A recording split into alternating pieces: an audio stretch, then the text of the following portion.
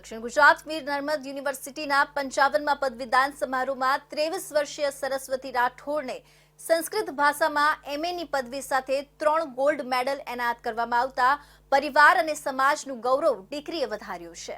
દક્ષિણ ગુજરાત વીર નર્મદ યુનિવર્સિટી ખાતે યોજાયેલા 55મા પદવીદાન સમારોહમાં ભરૂચ વતની 23 વર્ષીય સરસ્વતી રાઠોડે સંસ્કૃત ભાષામાં 3 ગોલ્ડ મેડલ સાથે એમએ એટલે કે માસ્ટર ઓફ આર્ટ્સની પદવી મેળવી હતી।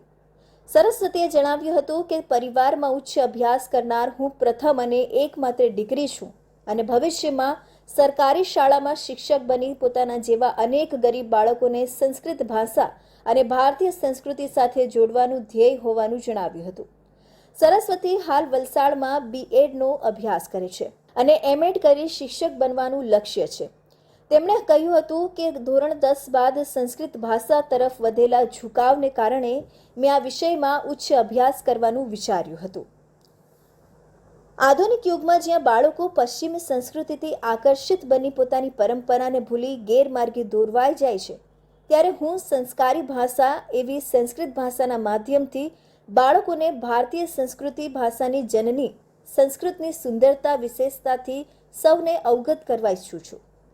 સંસ્કૃત ભાષા સાથે તાદાત્મ્ય સાધી વિદ્યાર્થીઓ પરિવાર કે સમાજ પ્રતિ જવાબદારીભર્યું વર્તન કરશે। સરસ્વતીએ ન માત્ર પોતાના પરિવાર પરંતુ સમગ્ર સમાજની દીકરીઓ માટે આદર્શ ઉદાહરણ પૂરું પાડ્યું છે।